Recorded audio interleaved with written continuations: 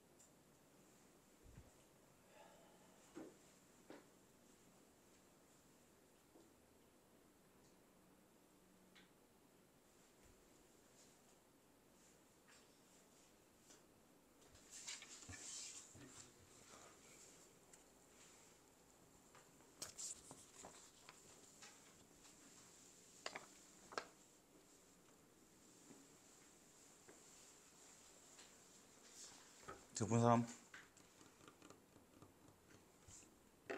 파랑 채점 하시고요.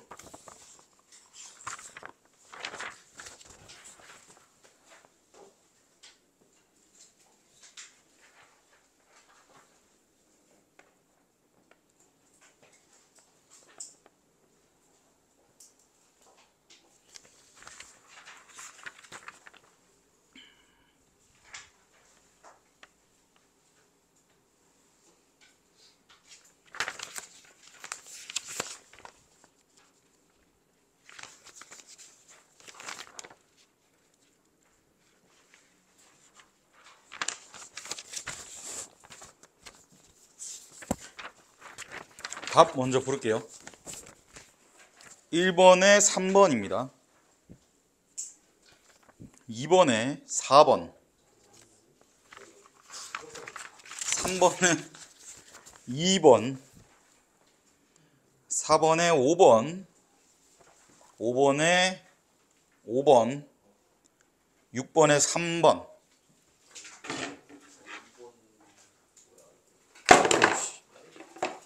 1번 틀린 사람 손. 2번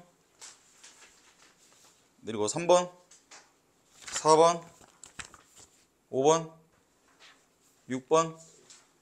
잠깐만, 준이 5번 틀린 거야? 저도 5번 틀렸어요. 오케이.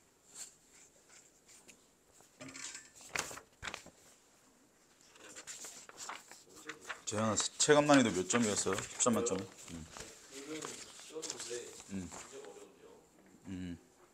준이는 몇 점이었어요? 체감 난이도?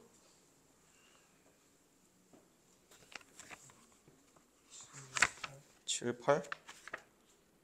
현수는? 지문은 확실히 쉬웠는데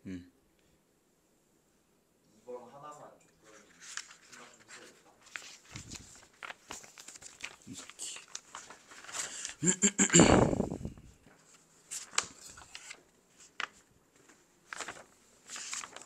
그래서 이게 이제 지문 스타일 자체는 당연히 우리 저번에 했던 브레턴 우즈가 조금 더 범용적인 거고, 이 양자역학 이 지문은 지문 스타일 자체는 뭐 범용적이기도 하고 이제 브레턴 우즈보다 훨씬 덜 어렵습니다. 근데 이제 그러니까 어려운 지문일 때 어떻게 나오냐를 참고하기엔 당연히 브레턴 우즈가 조금 더 이제 유효할 거고, 근데 이제 문제가 출제될 때 문제 스타일이 분명히 예상 못한 것도 나올 거거든요. 그런 것들을 대비하기 위해서는 아마 이 지문이 조금 더 나을 거긴 해요. 그래서 기본적으로 이항 대립이 되는 꼬라지가 조금 더 실전 평가원 문제에서는 어떻게 나오나가 가장 메인인 거고, 문제에서 이런 짓거리도 하는구나 정도로 그냥 받아들이고 이제 지나가면 됩니다. 근데 아마 이번처럼 실제로 어느 정도 약간 계산을 시키는 문제는 일단은 지금 만약에 6평에서 큰 변수가 없으면 얘가 출제되지 않을 것 같긴 해요. 근데 5번 같은 거는 비교적 출제될 가능성이 훨씬 높다. 이 스타일 같은 게. 그러니까 그 조건부 정보를 지문에서 주고 거기에서 보기에서 어떤 특정 케이스를 준 다음에 여기에 적용시켜봐. 이런 거는 너무 자주 나오거든요. 너무 자주 나오고 연도를 안 가리고 계속 나오는 거기 때문에 그렇게 이제 알고 들어오시면 되겠습니다. 고전역학에 따르면 물체의 크기와 관계없이, 그러니까 고전역학 얘기를 먼저 합니다. 그래서 근데 이제 얘기했다시피 이제 독서 많이 풀어봤으면 여기서 약간 고전역학에 따르면으로 시작을 하니까 이거 이제 약간 대립각을 세울 수도 있겠다라는 생각해야 돼요. 기본적으로 이항 대립을 하거나 뭐 삼항 대립을 하거나 대립각을 세워서 서술하는 거는 거의 없는 지문을 찾기가 힘든 수준이야. 오히려 요즘은 아까 얘기했던 것처럼 독서가 아니라 문학에서 자꾸 그게 보이거든요. 그렇기 때문에 그런 낌새가 보이면 당연히 그거 이제 꼭 머릿속에 넣어놓고 뒤에서 이런 서술 나올 때 당황하지 않고 그냥 유연하게 읽으면 됩니다. 물체의 크기와 관계없이 초기 운동 상태를 정확히 알 수 있다면 일정한 시간 후에 물체의 상태는 정확히 측정될 수 있대요. 그러니까 여기서 얘기하는 거는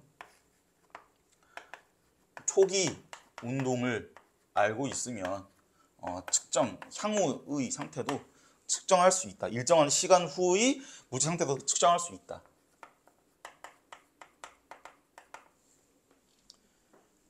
하지만 20세기에 등장한 양자역학에 의해 미시세기에서는 상호 베타적인 상태들이 공존할 수 있음이 알려졌다. 이제 당연히 이렇게 나눠서 설명하고 있구나. 근데 실전이었으면 처음 읽는 글이었으면 읽으면서 뭐 당연히 나는 이럴 줄 알았어 이러고 이제 읽으시면 되고, 근데 미시세계에서는 이죠, 그렇죠? 상호 베타적인 상태들이 공존한다인데, 그러니까 여기서 얘기하길 미시세계에서는 상호 베타가 공존한다. 그래서 만약에 실전이었으면 는이라는 이 글자 위에다가 뭐 체크를 하든 동그라미를 하나 해놓고 얘 이제 약간 마음 준비해야죠. 이 는이라고 굳이 이렇게 한정을 해준 거잖아. 그러면 뒤에서 이 범위에 해당되지 않는 정보가 등장할 수도 있겠구나. 이 는이라는 보조사를 쓴 이유가 분명히 있습니다. 그래서 이런 게 나오면 그냥 반사적으로 해야 돼. 그냥 스파이턴스 팅글링 해야 된다고.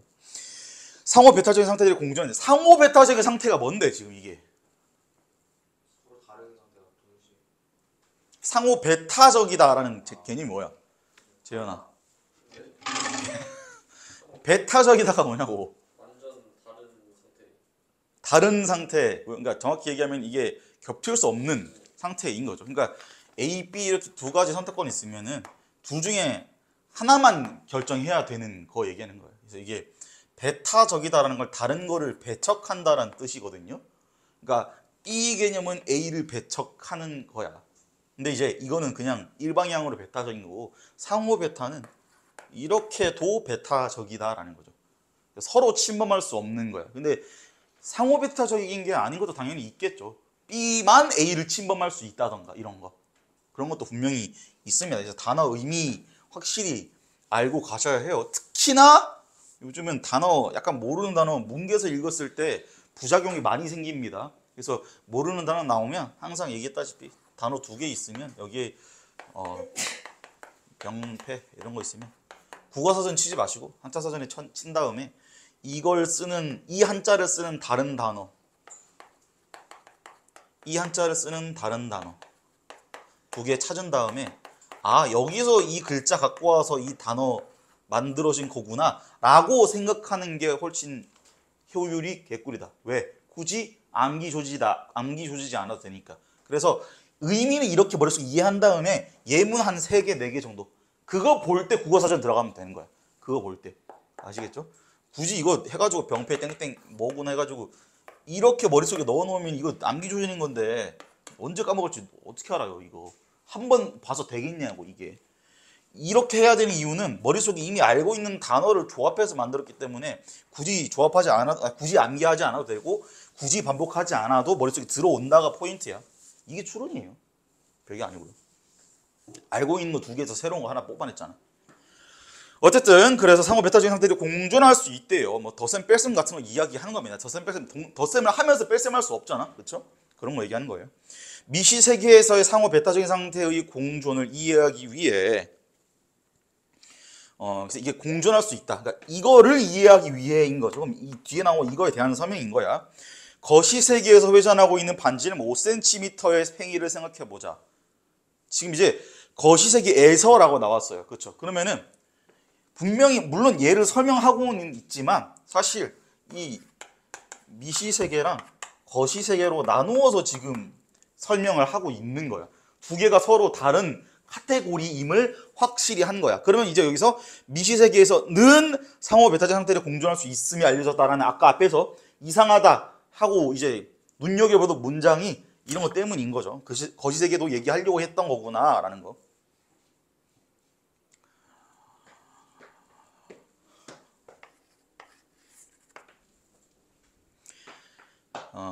회전하고 있는 팽이를 생각하죠. 팽이는 시계 방향 또는 반시계 방향 중 한쪽으로 회전하고 있을 것이다. 팽이의 회전 방향은 관찰하기 이전에 이미 정해져 있습니다. 그러니까 여기서 지금 팽이 얘기를 하고 있어요. 그러니까 팽이가 돌아가는 방향 얘기하고 있는 건데, 회전 방향은 이미 정해져 있으며 다만 관찰을 통해 알게 되는 것뿐이다.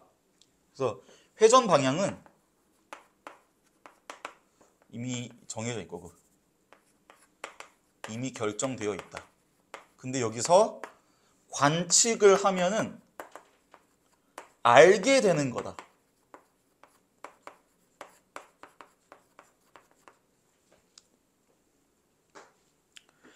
이와 달리 미시세계에서의 전자만큼 작은 팽이 하나가 회전하고 있다고 상상해보죠. 미시세계에서 이와 달리 이 팽이의 회전 방향은 시계 방향과 반시계 방향의 두 상태가 공존하고 있대요.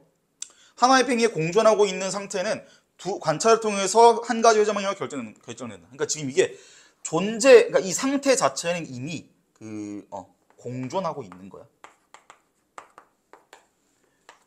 근데 관측을 통해서 결정하고 있다라는 거지.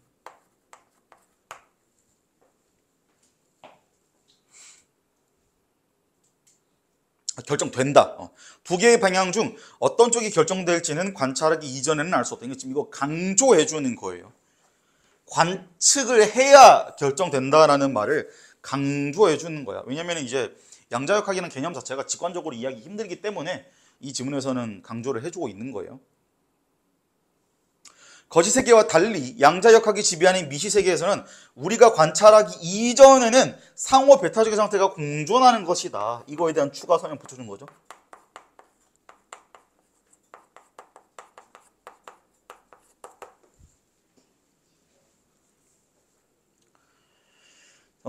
배타적인 상태의 공존과 관찰 자체가 물체의 상태를 결정한다는 개념을 받아들이기 힘들었기 때문에 아인슈타인은 당신이 달을 보기 전에는 달이 존재하지 않는 것인가 라는 말로 양자역학의 해석에 회의적인 태도를 취하였다. 그러니까 지금 요 말, 이 양자역학의 요 말에 대해서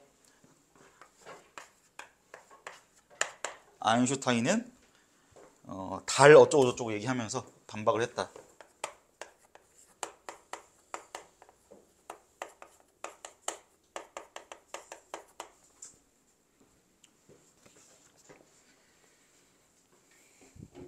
최근에는 상호 배타적인 상태의 공존을 적용함으로써 초고속 연산을 수행하는 양자 컴퓨터에 대한 연구가 진행되고 있다. 이는 양자역학에서 말하는 상호 배타적인 상태의 공존이 현실에서 실제로 구현될 수 있음을 잘 보여주는 예를 알 수 있다. 지금 여기까지는 이론 이야기였던 거고 지금 여기서는 컴퓨터 이야기를 한번 한 거예요. 그렇죠?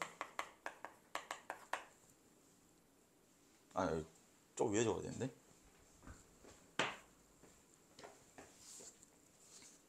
여기다 적자 컴퓨터.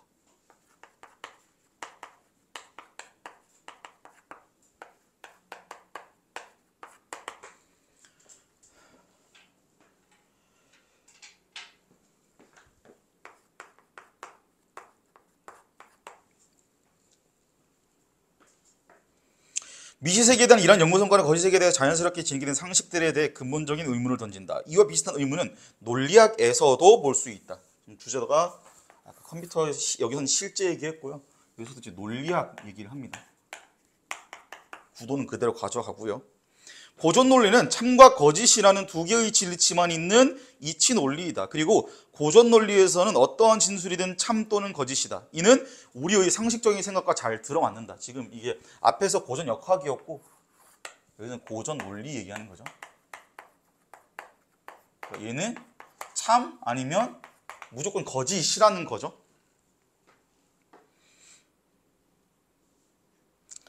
그러나 프리스트에 따르면 참인 진술과 거짓인 진술 이외에 참인 동시에 거짓인 진술이 있다. 지금 프리스트라는 놈 얘기를 하는데 참, 그 다음에 거짓, 그 다음에 참인 동시에 거짓인 놈이 하나가 있다라는 거죠. 이 이상한 놈이. 이를 설명하기 위해 그는 거짓말쟁이 문장을 제시한다. 거짓말쟁이 문장을 이해하기 위해서 자기지시적 문장과 자기지시적이지 않은 문장을 구분해보자. 해서 요 개념을 설명하기 위해서 거짓말쟁이 문장을 얘기를 해야 되는데 또 얘를 설명하기 위해서 자기지시적 문장을 설명하겠다라는 거죠. 이제 여기서 중요한 포인트는 우리 그때 아트로핀 아코니틴 지문에서 했던 것처럼 기본적으로 여기서 메인 흐름은 이거인데 프리스트 얘기가 나온 게 뭘 설명하기 위해서 나온 건가가 매우 중요해요. 왜냐하면 그래야 길을 잃지 않을 수 있어. 길을 잃는다라는 거는 뒤에 나올 정보가 앞에 있는 정보랑 뭔 연관성이 있는지 이해를 못하게 된다라는 걸 뜻하거든요. 그게 매우 치명적인 거죠. 자기지정 문장 말 그대로 자기 자신을 가리키는 문장을 말한다. 셀프 레퍼런셜 문장이에요. 예를 들어 이 문장은 모두 18음절로 이루어져 있다는 라는 참인 문장은 자기 자신을 가리키며, 그러니까 이 문장 자체가 그 문장에 대한 의미를 담고 있는 거잖아. 반면 페루의 수도는 리마이다 라는 참인 문장은 페루의 수도가 어디인지 말할 뿐 자기 자신을 가리키는 문장은 아니다. 그러니까 이 문장, 이 글자 모양이랑 의미랑 지금 가리키고 있는 게 다른 거죠. 지금 그렇죠? 여기서 얘기하는 설명은, 의미상 설명은 페루에 대한 이야기인 거고요. 앞에서 얘기한 18음절은 겉보기에 있는 문장이랑 실제 의미가 둘 다 지금 지칭하는 게 같은 거야, 지금. 그게 이제 그 자기지시적 문장이에요. 이 문장은 거짓이다는 거짓말쟁이 문장이다.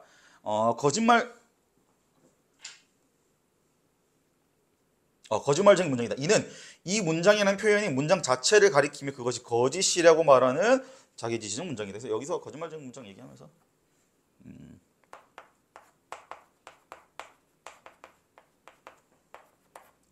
이 문장은 거짓이다 라는 문장을 예시로 가져왔습니다. 너는 여기 자기지시적 문장 나올 때랑 거짓말쟁이 문장 여기 나올 때는 좀 이해를 잘 했니? 너네? 괜찮았어? 재민아 괜찮았니? 이렇게. 여기가 조금 어려울 수 있는 부분이어서 물어봤습니다. 헷갈리기 좀 좋은 부분이어서. 이 문장은 거짓이다라는 거짓말쟁이 문장이다. 이는 이 문장이라는 표현이 문장 자체를 가리키며 그것이 거짓이라고 말하는 자기지시적 문장이다. 그렇다면 프리스트는 왜 거짓말쟁이 문장이 참인 동시에 거짓을 부여해야 한다고 생각할까? 이에 답하기 위해 우선 거짓말쟁이 문장이 참이라고 가정해보자. 이걸 만약에 참이라고 가정을 해보면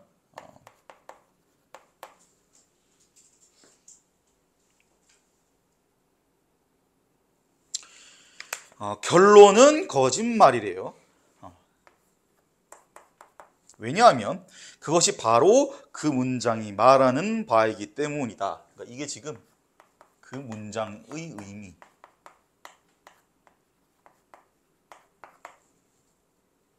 프리스트에 따르면 반면 거짓말쟁이 문장이 거짓이라고 가정해보자. 그렇다면 거짓말쟁이 문장은 참이다. 왜냐하면 그것이 바로 건너뛰었네. 이거일 때 거짓이다. 왜냐하면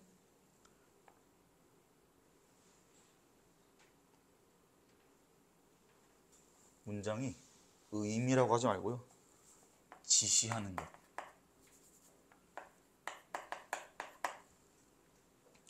그 다음에 반면 거짓말쟁이 문장이 거짓이라고 가정하면 거짓말쟁이 문장은 참이다. 왜냐하면 그것이 바로 그 문장이 말하는 것이기 때문이다.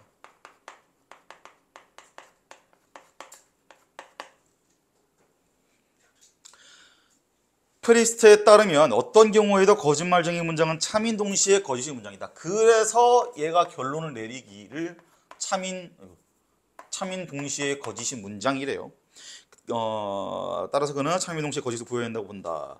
그는 거짓말쟁이 문장 이외에 참인 동시에 거짓인 진리치가 존재함을 뒷받침하는 다양한 사례를 제시했다. 특히 그는 양자역학에서 상호 배타적인 상태의 공존은 이 점을 시사하고 있다고 본다. 그래서 이게 지금 상호 배타적인 상태가 공존한다라는 거. 그러니까 지금 이 이야기를 했던 이유는 여기서 이제 프리스트는 자기가 했던 논리적 얘기, 그러니까 이 논리학에서의 이론 얘기가 과학에서의 이론과 부합하는 바가 있다. 그러니까 내 주장을 저 과학적 주장을 통해서 강화할 수 있다. 뭐 이런 얘기를 하고 있는 겁니다.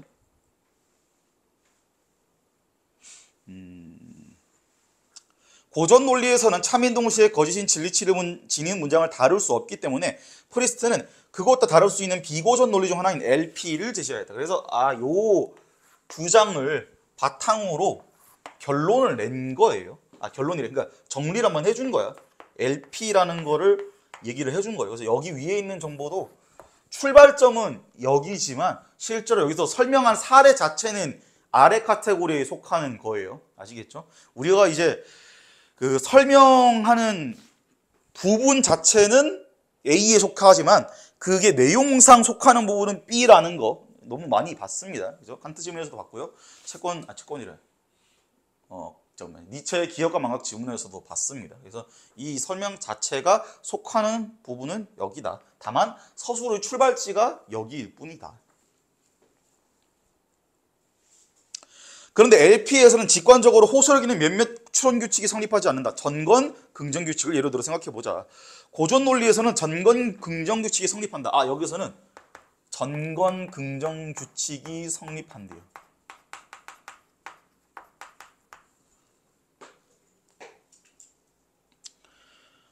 이는 P이면 Q이다라는 조건문과 그것의 전건인 P가 참이라면 그것의 후건인 Q도 반드시 참이 된다는 것이다. 그래서 이 무슨 말이냐면은 만약에 P 또는 Q가 있는데 얘가 만약에 참이야.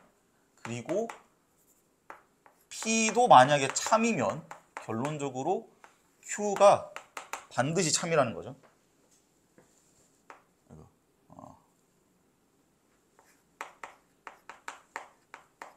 필연적으로.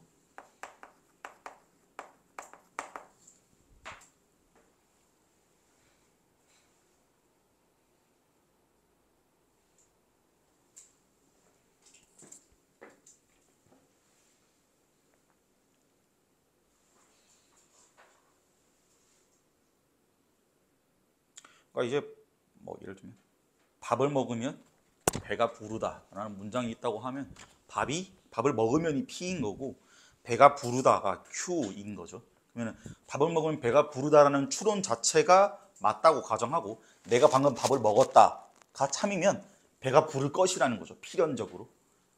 이제 아주 기초적인 그 추론 규칙 중에 하나입니다. 전건 긍정 규칙. 이와 비슷한 방식으로 LP에서 전건 긍정 규칙이 성립하려면 여기서 이제 조건문과 그것의 전건인 P가 모두 참 또는 참인 동시에 거짓이라면 그것의 후건인 Q도 반드시 참 또는 참인 동시에 거짓이어야 한다. 그러니까 지금 하려면인 거야. 그렇죠? 그러니까 if예요, 지금. 확정이 아닙니다.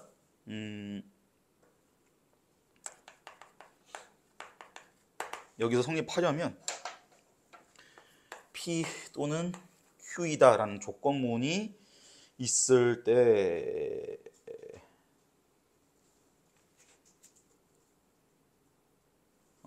만약에 얘가 참인 동시에 거짓이고 P가 참인 동시에 거짓이라면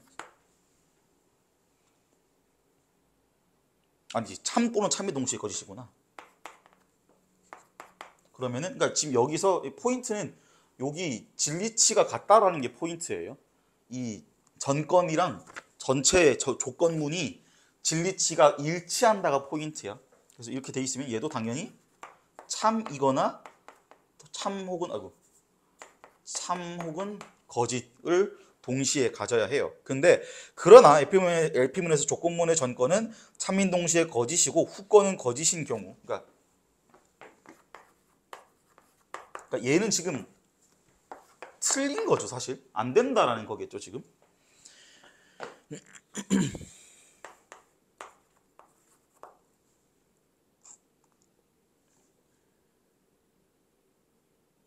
전건은 참인 동시에 참 또는 거짓이고 후건은 거짓인 경우에 조건과 전건은 모두 참인 동시에 거짓이지만 후건은 거짓이 된다.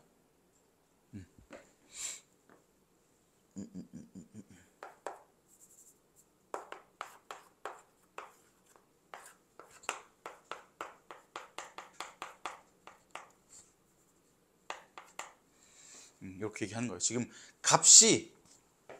진리값이 얘는 지금 얘랑 이 앞에 있는 전건이랑 전체 값이 둘 다 참이면 Q도 참이어야만 하거든요. 반드시 그렇게 되거든요. 필연인데 얘는 지금 저거를 따르려면 이렇게 돼야 된다는 소리야 지금. 그쵸?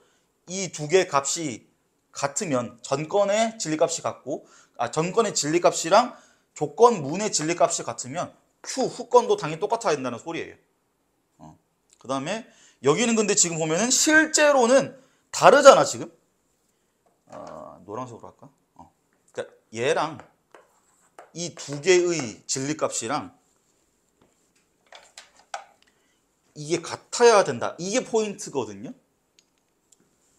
얘가 이 두 개가 같으면 뒤에 빨간색도 같은 값이어야 된다. 가 포인트인데 얘는 지금 보면 조건이랑 후건이랑 조건문이랑 값이 다르죠. 이 얘기를 하고 있는 거예요. 이제 이게 그 논리학 기본인데 모든 문장을 다 저렇게 바꿀 수 있습니다. 그래서 논리학 수업 들으면 저걸 해요, 실제로. 내가 그때 과제가 저거였거든요. 문장 신문 기사나 어떤 논리적인 글 하나 골라서 그거를 싹 다 이런 공식으로 바꿔오는 게 숙제였어요. 그때 과외할 때여서 내 기억에 아마 그 육모 독서 지문 갖고 했던 걸로 기억해요. 그래서 이렇게 골때리기 이렇게 되잖아. 그러면은 수학 계산하듯이 참거짓을 따질 수가 있게 돼요. 그 지문에서. 굉장히 안 신기해? 난 처음 이거 알고 굉장히 신기했는데. 그러니까 이렇게 글로 돼 있는 것도 그냥 덧셈 뺄셈 하듯이 이렇게 그것도 계산식이 있어. 막 덧셈 거셈처럼 그런 게 있거든요. 그럼 착착착 계산하다 그럼 나와요 그게. 실제로 그 글로 이해해서 나오는 진리치랑 공식으로 바꿔서 계산해 나오는 진리치가 같아요. 그게 돼요. 그리고 그렇게 해서 모든 진리를 찾을 수 있다고 주장한 사람들이 이제 있는 거고. 흉이었나? 그래서 막 그런 그 썰이 있어요. 그 철학자가 토론을 막 둘이 막 하고 있잖아. 그럼 뭐 하냐면 가만히 지켜보고 있다가 종이 두 장을 갖고 와. 그래서 야 계산해봐. 이러고 이제 계산 칙칙 해가지고 네가 옳네, 네가 틀렸네 이렇게 했다는 썰이 있어요.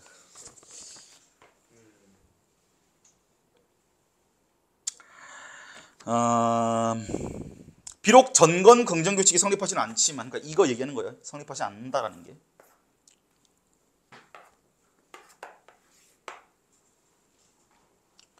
성립하지 않지만 LP는 고전 논리에 대한 근본적 의문들을 답하기 위한 하나의 시도로서 의의가 있더라고. 뭐 그냥 뭐 평범하게 이제 저거 해 주었고, 중요한 거는 지금 이게 복합 지문이라는 게 일단 기본적으로 아까 버레트노즈랑 다른 점이거든요.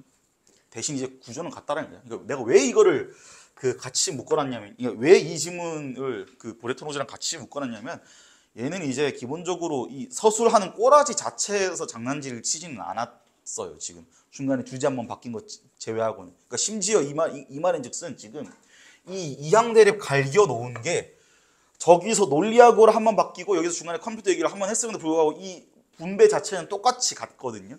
근데 브레턴우즈는 그 전체 구도를 갖고 장난질을 쳤잖아. 그거 설명하기 위해서 얘네 두 개를 붙여 놓은 거예요. 그래서 얘네는 지금 과학의 영역이었고요. 저거는 논리학의 영역이었어요. 근데 이제 어쨌든 이 짝지어서 대립각 자체는 그대로 세워서 갔다라는 거. 그리고 이 둘 사이에 왔다 갔다 하면서 장난질을 치진 않았다라는 거. 그 정도. 왜냐면 결국에 여기 노란색 이것도 그냥 저기 밑에 있는 것 여기 얘기했다시피 이렇게 나뉘지만 실제로 정보 영역 자체는 이렇게 되는 거거든요. 그러니까 이제 이 큰 덩어리 두 개 싹 봤을 때 그냥 얘가 이렇게 연결되는 거고 얘가 이렇게 가는 거지. 그래서 결국에 중간에 논리학으로 이제 주제를 바꿔줬지만 앞에서 풀었던 썰을 구조를 그대로 갖고 가고 있다. 그럼 이제 이게 주제가 바뀌더라도 구조 자체가 안 변할 수 있구나. 이 말인즉슨 이건 한 지문이었지만 하나의 지문이 아니라 주제가 다른 심지어 별개의 지문이더라도 공통적으로 보이는 뼈대가 있구나. 그 뼈대 보여주려고 이 지문을 이제 보통 이제 브레트노즈랑 같이 묶어서 하는 거고, 브레트노즈는 뼈대 가지고 이제 장난질을 친 거고, 얘는 뼈대 갖고 장난질을 치진 않은 거죠.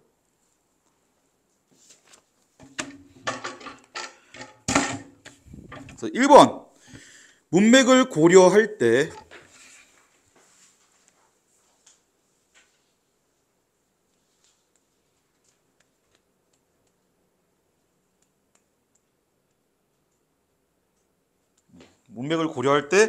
기억의 의미를 추론하는 내용으로 적절한 것을 고르면, 이게 지금 양자역학에 대해서 힌트는 양자역학에 대해서 비판을 한 의도가 숨겨져 있다라는 게 그게 일단 제일 큰 힌트긴 해요. 이게 보면은 1번 같이 지금 문맥을 고려할 때 기억의 의미를 추론하는 내용으로 적절하지 않은 건, 이게 이제 너네가 독서 중문에서 흔하게 볼 만한 그런 건 아니거든요. 그래서 이제 갖고 온 건데, 아인슈타인 입장에서는 양자역학을 이제 이렇게 설명을 한다는 게 이해가 안 됐던 거예요. 이게 무슨 말이냐. 일단 직관적이지가 않잖아요. 그렇죠? 그 왼쪽 방향으로 돌아가거나 오른쪽으로 돌아가거나 둘 중 하나인데, 둘 중 하나밖에 못 하는데 공존을 이미 하고 있고 우리가 이제 보는 순간 결정이 된다라는 거니까 아인슈타인 입장에서 이해가 안 됐던 거고, 반대로 이제 우리가 문제 푸는 입장에서 봤을 때는 그걸 비판하는 내용이어야겠죠. 그래서 이걸 이제 문제 풀면서 아인슈타인이 무슨 말을 한 걸까 하고 앞뒤만 이제 보고 이해해서 생각해보자, 풀어보자라고 했어도 풀리긴 할 겁니다. 근데 조금 더 이 생각을 최적화 만약에 한다고 하면 일단 이게 양자역학에 대한 비판하는 말이 되어야 하겠구나라는 거에서 먼저 찾아보면은 1번에서 근거로 삼은 게 많은 사람들이 지켜보고 있기 때문이다라는 거기 때문에 얘는 당연히 이제 틀린 거고, 근거가 잘못됐잖아요. 비판을 하긴 하는데, 그렇죠? 2번, 다른 질량이 매우 큰 거시세계 물체이므로 관찰 여부와 상관없이 존재한다. 거시세계가 어쩌고저쩌고 이거를 갖고 왔기 때문에 지금 여기서 양자역학에서는 이미 기본적으로 얘기를 한 거야. 미지세계에서는 공존한다라고 얘기를 한 거야. 그렇죠? 미지세계에서만 공존한다고. 그래서 이제 적절한 비판이 될 수 없는 거고. 3번, 관찰 여부와 상관없이 존재함으로 누군가 달에 관찰하기 이전에도 존재한다. 이게 이제 그 고전역학의 관점에서 양자역학이 얘기하는 상호배타적 상태의 공존을 비판한 거죠. 그러니까 적절하게 비판한 거죠. 적절하게. 그래서 여기서 문맥을 고려할 때라는 말이 나온 이유가 아인슈타인이 그 양자역학을 비판하려고 한 말이니까 이걸 의미가 뭘까요? 라는 뭐라 해야 되지? 힌트라면 힌트고 문제의 엄밀함을 좀 높이기 위한 거죠. 근데 아마 이거 신경 안 써도 풀리긴 했을 거예요. 근데 풀렸다고 뭐 앞으로 신경 안 써도 될 건 이게 아니고요. 정석적인 접근은 이거구나. 이게 중요한 거예요. 왜냐하면 니네가 이런 형식의 문제가 또 나왔을 때 그냥 머리로만 읽어서 대충 풀었을 때 이해가 될 거라는 보장은 없는 거야. 2번, 윗그라 바탕으로 양자 컴퓨터와 일반 컴퓨터의 이해하는 걸 적절한 거를 고르랍니다. 이게 이제 내가 몇 번 얘기했던 제2의 지문처럼 써먹는 경우가 있어요. 보기를. 이게 그건데, 여러 개의 이진수를 단 한 번에 처리함으로써, 여기가 포인트야. 여러 개의 이진수를 단 한 번에 처리함. 밑줄 끄시고 별표하시고요. 1번 컴퓨터보다 훨씬 빠른 속도로 연산을 수행한다. 연산 속도에 영향을 미치는 다른 요소들을 배제하면 이진수를 처리하는 횟수가 적어질수록 연산 결과를 빨리 얻을 수 있기 때문에 당연한 얘기. n자리 이진수를 나타내기 위해서는 n비트가 필요하고 n자리 이진수는 모두 2의 n제곱개에 존재한다. 그러니까 지금 여기서는 이제 양자 컴퓨터가 아닌 고전 컴퓨터의 원리를 얘기하고 있는 거죠.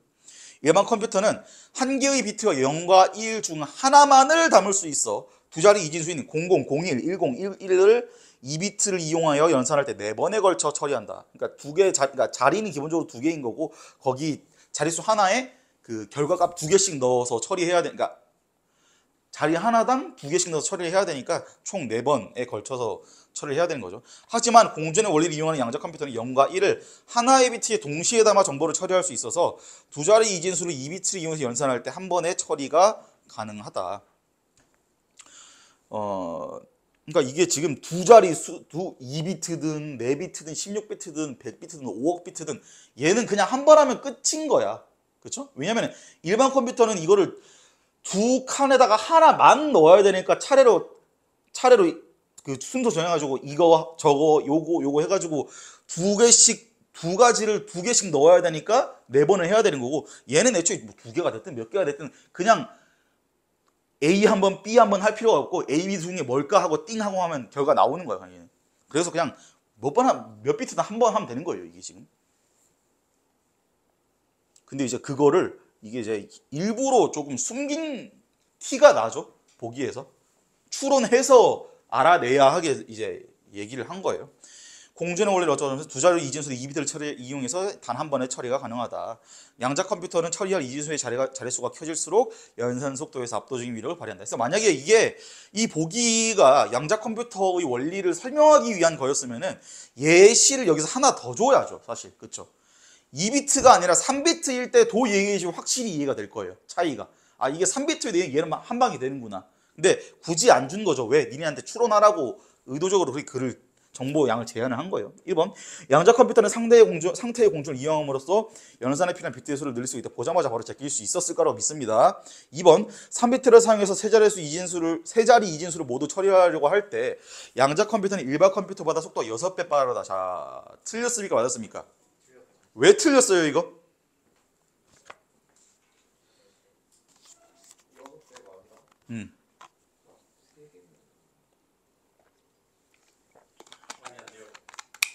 막 갑자기 뭐가 말이 안 돼. 아니 왜 틀렸냐고 뭘 말이 안 돼. 아 아니 잠깐 n 비트 처리할 때 일반 컴퓨터 기준으로 몇 번이야? 2의 n 제곱 번이죠.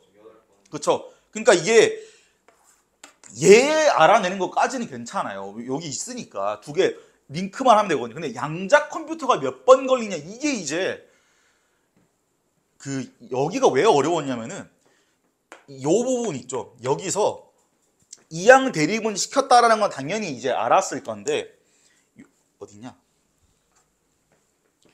이거 있죠. 상호 베타적인 상태가 공존할 수 있다. 그 다음에 여기도 있었네. 상호 베타적인 여기. 이거의 실제 의미를 어느 정도는 파악을 했어야 여기 보기 읽으면서 양자 컴퓨터 계산 횟수가 조금 명백하게 이해가 돼요. 그래가지고 이제 밑에 이제 양자 컴퓨터는 뭐 몇 비트 때 몇 번 한다 이거 읽으면서 이거 때문인가?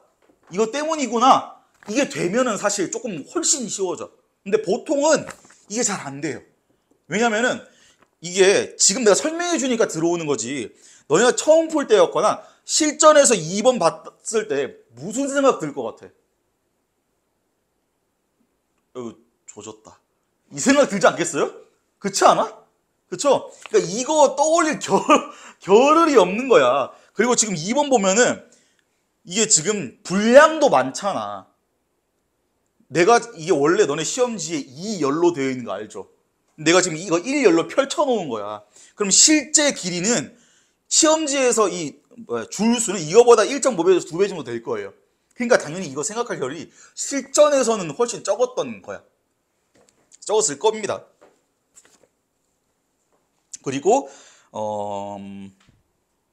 그러니까 이게 양자 컴퓨터는 0과 1을 하나의 비트에 동시에 담아 정보를 처리할 수 있어서 두 자리 이진수를 2비트를 이용해서 연산할 때 단 한 번의 처리가 가능하다. 그러니까 여기가 읽으면서 약간 뭐라 해야 될까?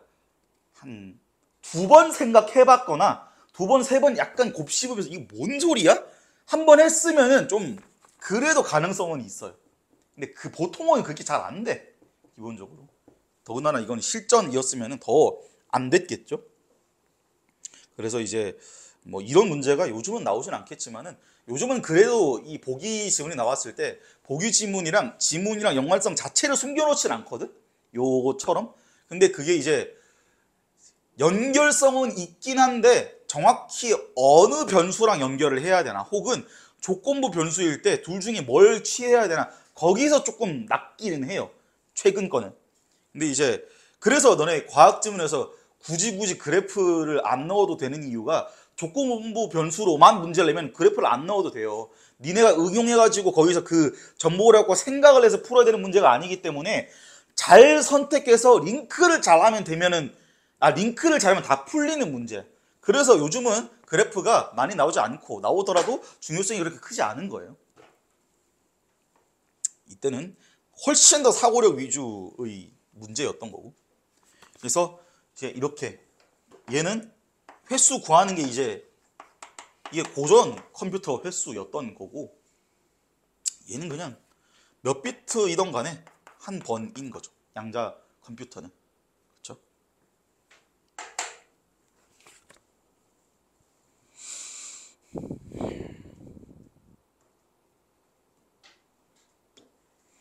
그래서 2번에서 6배가 아니고요. 얘는 한 번 하면 되는 건데요. 얘는 지금 8번 해야 되잖아요. 2의 세제곱. 그래서 8배 빠르답니다. 8배 빠르다. 그래서 이거는 의도는 당연히 이 정확한 숫자까지 다 구하세요가 의도인 거예요. 그래서 이게 지금 그 내가 중간에 이제 몇 개 뺀 문제들 중에서 이런 식으로 실제로 수를 계산해서 풀어야 되는 문제를 거의 다 뺐구나. 거의 다 뺐긴 뺐거든요. 근데 이런 문제도 나왔다. 특히 경제 지문에서 실제로 계산을 시키는 경우가 있고 소수점까지는 계산을 해야 되는 경우가 있었어요.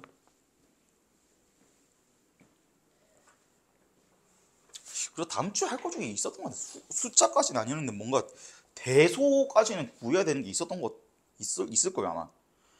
어쨌든 그리고 3번 한 자리 이진수를 모두 처리하기 위해 1비트를 사용한다고 할 때 일반 컴퓨터와 양자 컴퓨터의 정보 처리 횟수는 같다. 맞아요? 틀려요? 왜 틀려요 지금 이거? 1비트는 두 번이야 되는데 양자 한 번이면 되니까. 그렇죠. 0 한 번, 1 한 번 처리해야 되는 건데 얘는 0, 1 둘 다 동시에 이제 처리할 수 있는 거고. 그래갖고 이게 너네 그거 봤어요? 엔비디아 거기 엔비디아 회장이랑 그 디스커버리 채널에서 뭐 하는 방송 만드는 사람이 있는데 그 두 명이서 실험한 게 CPU랑 GPU 차이 설명한 게 있어. 그게 이제 CPU는 이 계산이 한 줄로 쭉 늘어져 있으면 얘를 이렇게 조지는 거고 일렬로 조지는 거고 GPU는 얘 다 쪼개가지고 그 코어 여러 개를 해가지고 한 방에 탁 하는 거거든요. 그래서 거기서 그 영상에서는 비교를 어떻게 하면 그림 그리는 걸로 해요. 그래서 모나리자인지 뭐 스마일인지 기억이 안 나는데 그 그릴 때 이제 CPU는 이 붓 하나 갖고 이게 페인트볼을 쏘는 거야. 그러면 다다다다 싸가지고 점을 몇 개를 쏘겠죠. 그래서 탁 만드는 거고 GPU는 그 총 쏘는 그 총구가 많은 거야. 한 20개 정도. 그러면 한 번만 빵 쏘면 될 거 아니야. 그럼 쾅 하고 만들어지겠죠. 그게 이제 CPU 차이인데 여기서는 원리만큼은 그거 떠올리시면 될 것 같아요. 어쨌든 그래서 실제로 그것도 문제로 나온 적도 있어요. CPU랑 GPU 그 계산 방식의 차이. 4번 양자 컴퓨터와 각각의 비트는 0과 1이 공존하고 있어 4비트로 한 번에 처리할 수 있는 4자리 이진수의 개수는 모두 16개이다. 이게 이제 맞는 거죠. 한 번에 처리할 수 있는 4자리 이진수의 개수는 16개이다. 그래서 이게 지금 보면 알겠지만은 선지가 1번을 제외하고는 다 양자 컴퓨터는 몇 비트든 한 번이면 되는구나. 얘 이해했으면 사실 되게 판단이 빨라질 수 있는 거거든요. 그래가지고 이게 그 그러니까 출제자가 예상한 난이도랑 애들이 실제로 푸었을 체감 난이도가 차이가 많이 났어요. 이게. 5번 3비트의 양자 컴퓨터가 3자리 이진수를 모두 처리하는 속도는 6비트의 양자 컴퓨터가 6자리를 이진수를 모두 처리하는 속도보다 2배 빠르다. 왜 틀렸습니까 이거? 같아요. 그래서 계속 같은 얘기를 다르게 물어보고 있는 거야. 그렇죠? 얘가 6이 됐든 8이 됐든 결국엔 똑같은 거예요. 지금 한 번만 하면 되는 거야. 양자 컴퓨터는. 그러니까 여러분 양자 컴퓨터 주식 사시고요. 3번 자기지시적 문장에 대해 이해한 내용으로 적절한 거를 고르랍니다. 얘 딱히 어렵진 않았을 것 같은데요. 그죠? 정답은 2번입니다. 2번. 이 문장은 자기지시적이다 라는 자기지시적 문장은 거짓이 아니다. 그러니까 지금 이게 그 선지 서술 자체가 거짓이 아니다라고 했으니까 일부러 약간 헷갈리지 않게 해준 거죠.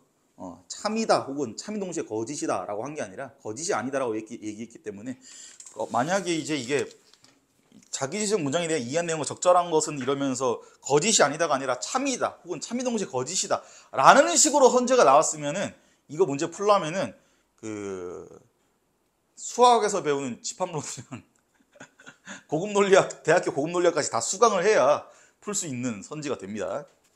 4번 윗글을 통해 니은에 대해서 적절하게 추론한 것을 고릅니다. 니은이 P, Q 조건문이죠. P면 Q이다. 어딨냐? P면 Q이다 조건문이에요.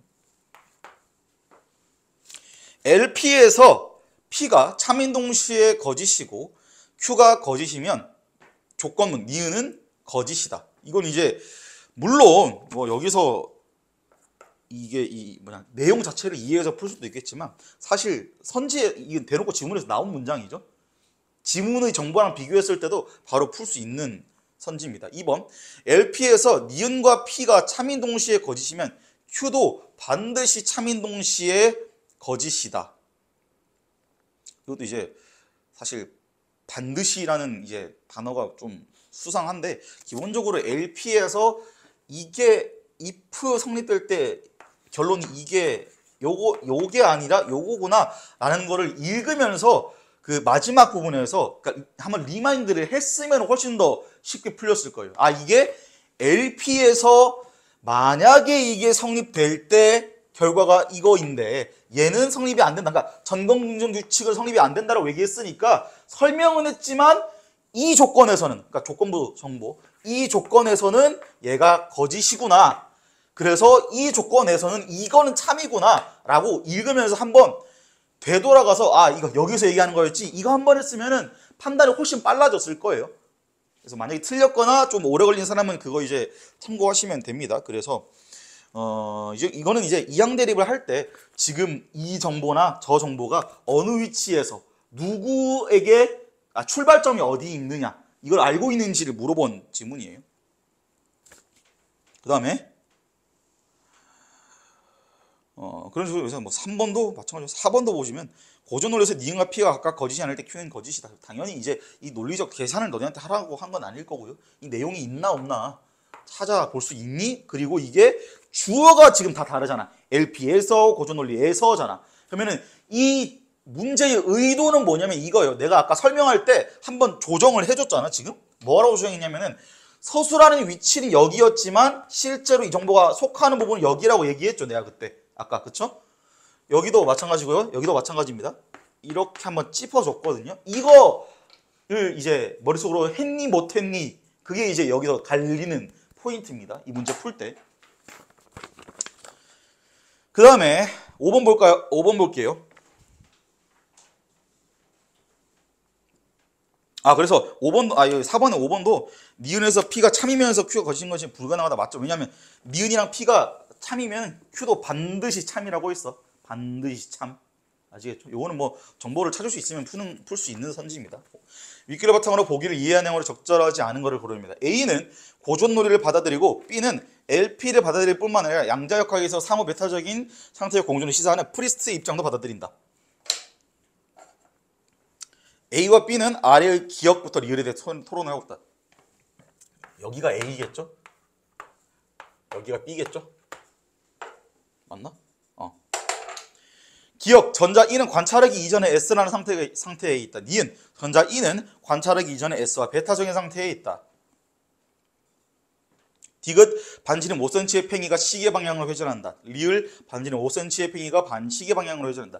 여기서 핵심은 가나다라 보자마자 이거 거시세계구나. 미시세계구나. 구분하는 게 핵심이고요. 두 번째 핵심은 뭐냐면 이거죠. 이게 이제 그러니까 존중을 하긴 존중이 상호 베타 공존을 하긴 하는데 미시세계에서 그렇다. 미시세계에서 얘가 공존한다. 그래서 쭉 이어가서 미시세계와 LP에서만 상호 베타 상태가 공존한다라는 거를 알아챘냐 못 챘냐 이게 포인트긴 해요. 그러니까 양자역학을 인정을 하더라도 거시세계에서도 상호 베타적 상태가 공존한다고 얘기한 적 없어요. 그거 물어보는 거야 여기는 지금. 아시겠죠? 이거 못 잡아냈으면 여기서 아마 5번 틀린 애들은 아마 그것 때문일 거예요. 그래서 여기서만 상호 베타 상태 공존하긴 하는데 오직 미시 세계에서만 그렇다. 이게 이제 포인트고, 이거 알 수 있었니 없었니 물어보는 겁니다.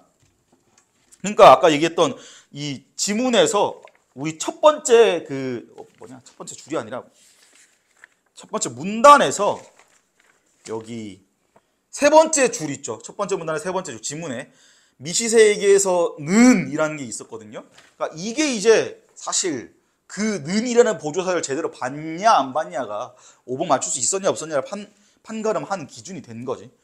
그래서 내가 늘 얘기하는 위험한 단어들, 그거의 대표적인 예시가 뭐 보조사, 범위 제한해 주는 애들, 조건 제한해 주는 애들, 이런 애들이기 때문에 매우 매우 매우 중요합니다. 등장하자마자 바로 체크하세요. 동그라미 치든. 그래서 실제로 그거 체크는 나도 아직도 해요. 그거는. 1번 A는 기억이 참이 아니면 거짓이고 참 거짓 외에 다른 진리치를 가질 수 없다고 주장할 것이다. A는 고전 논리를 받아들인 친구고 기억은 미시 세계인 거죠. 그렇죠? 그러니까 이게 지금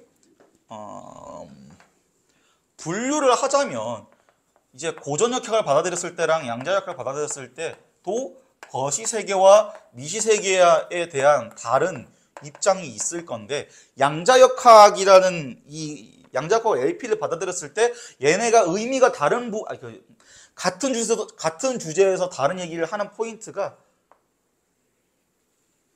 여기에서만 그런 거죠, 지금. 그쵸? 위의 세 개는 같은 거야, 얘네들이 지금. 양자역학이나 LP를 받아들였더라도 걔네들이 거시 세계에서까지 상호 베타가 공존한다는 얘기 한 적 없어요. 아시겠죠? 2번, B는 기억은 참인 동시에 거짓일 수 있다고 주장하지만 디귿은 참이 아니라면 거짓이라고 주장할 것이다. 그래서 기억은 미시세계고 디귿은 거시세계인데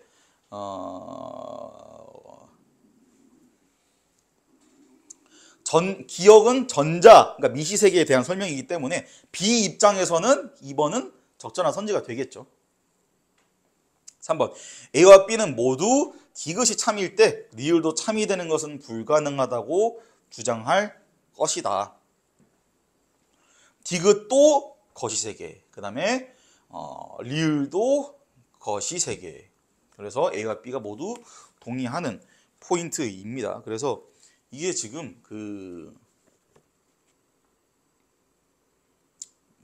그냥 봤을 때는 A랑 B가 무슨 얘기를 하는지 제대로 구분하는 게 이제 것만 중요해 보이는데, 실제로 이게 지문 구성을 봤을 때는 내가 얘기했던 이제 조건부 정보가 있을 때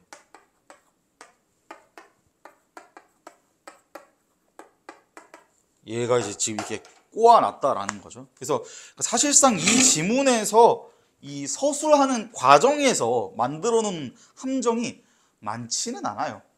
문제 풀 때 저 조건부 정보를 제대로 판단해야 된다는 거, 그거 말고는 딱히 서술하는 과정에서는 뭐가 없었는데, 문제는 이제 브레턴 우즈 같은 지문이나 우리가 다음 주에 오버슈팅 같은 거를 풀어보면 알겠지만 조금 어려운 지문들에서는 이런 식의 장애물들을 하나가 아니라 2개, 3개, 4개씩 집어 넣으면 그때부터 이제 혼란스러워지는 거예요. 그래서 내 목적은 어웨이즈 하면서 그 장애물들이 어떤 게 있고 어떻게 작용을 하나를 설명해 주기 위한 거야. 그러니까 그런 장애물이 딱히 없을 때 양호하게 진술되는 이 지문들은 어웨이크에서 있었던 것들을 떠올리면 되고, 이게 실전에서 조금 더 너희들을 괴롭게 하는 지문들, 그리고 괴롭게 하는 방식들, 방법들, 정도, 이런 거는 이제 지금 이 커리에서 너네가 알아가면 되는 거예요. 그리고 그게 이제 조금 더 최근 트렌드에 맞게 어떻게 변했나가 이거 다음 교재 때 할 거고요. 그 다음에 4번, A는 B와 달리 니은이 참인 동시에 거짓이 될 수 없다고 주장할 것이다. 그러니까 이게 이제 뭐 B와 모두, B와 달리 이런 말 매우 중요한데, B 입장에서는 니은은 미시세계이기 때문에 참인 동시에 거짓이 될 수 있다고 주장을 할 거예요. 그렇죠? 근데 A는 고전 논리만 받아들이는 놈이기 때문에 미시세계든 미시세계든 거시세계든 상관없이 무조건 진리치 둘 중에 하나라고 생각하는 애예요. 그러니까 달리라는 말 쓸 수 있는 거죠. 뒤에 있는 설명도 맞고요. 5번 그 B는 A와 달리 리을이 참이 아니라면 참인 동시에 거짓이라고 주장할 것이다. 그래서 지금 리을은 거시세계에 대한 설명이에요. 근데 얘가 지금 참, 거짓, 진리치 외에 제3의 진리치, 참인 동시에 거짓인 거를 언급을 하고 있죠. 그러면 실전이면 A와 달리 이거 볼 필요도 없이 그냥 바로 끄어야죠. 아시겠죠? 6번은 뭐지 이게? 3번이 뭐지? 이게 그때 칸트에서 나오는 소재는 그 거의 비슷했던 것 같은데. 비슷한 게 아니라 같네. 맞네. 거기서도 그 진이다랑 소지하다 두 개가 그 정답 선지였거든요. 근데 지금 기억날지 모르겠지만. 그래서 여기도 지금 그때 얘기했다시피 진이다가 커버할 수 있는 범위와 소지하다가 커버할 수 있는 범위가 다르다라고 얘기했어요. 진이다는 무형이 됐든 유형이 됐든 둘 다 가능한데 소지하다는 무형은 소지하다라고 표현할 수 없죠. 그렇죠? 그런 게 이제 그 포인트예요. 그래서 내가 A랑 A 플러스 B 두 개를 구분하는 게 항상 중요하다 얘기했습니다. 어느 갈래든 어느 분야든 심지어 어느 과목이든 상관없이 중요합니다. 그래서 지금 일단 고전 지금 끝났고 생각보다 너무 빨리 끝났는데 30분을 쉬는 시간을 가진다고? 모의고사 풀려면 원래 딱 일찍 학교에 도착해서 좀 마음의 준비를 하고 이제 하기 때문에 왜 주무시는지 이쪽은? 개소리 하지 마. 네? 지금 벌써 자는 친구도 있는데요. 유찬아 대가리 깬다. 오버슈팅 풀기만 하자 일단. 어차피 이거 설명 오래 걸릴 거예요. 이게 브레턴 우즈 때도 그랬다시피 지금 거의 오늘 고전논리한 지문이 브레턴 우즈 설명하는 시간이랑 비교하면 거의 절반이거든요. 근데 얘도 브레턴 우즈 못지않게 할 얘기도 많고 설명할 것도 많고 난이도도 어렵기 때문에 차라리 이걸 푸는 걸 지금 풉시다. 뭘 푼다고요? 풀어오는 걸 줄 때? 오버슈팅 내가 안 줬나 아까? 주시긴 했는데 이거구나 안 줬구나. 선수 뭐 받은 거야 사실? 근데 아까 종이 막 얹어주는 거 아니야 그거 저거 다른 거예요. 와. 잠깐만. 네임드 지문 중에 하나입니다. 아니 잠깐만 뒤. 잠깐만 이 숙제. 생각보다 양이 너무 많지. 뭘 양이 많아? 6문제 지문도 이 정도? 이거는 그렇게 이거는 20분짜리. 뭔 20분짜리야? 숙제다 숙제 이거는. 뭘 숙제야 미친놈. 조금 크지 않나? 오늘 하기에는. 너무 많이 했는데. 그렇죠. 오늘 안 돼요. 조금 숙제. 쌤 저희 모의고사도 지금 몇 시 지문을 읽어야 돼요. 뭐 10지문 읽어야 된다고요? 네. 저기 심지어 화석도 있어가지고. 5분만 쉬었다가 풀게요 그러면. 네? 진짜 풀어요? 아 풀어야지 그럼 뭐 할 거야? 30분 놀 거야 그러면? 아 너무 진짜 놀라.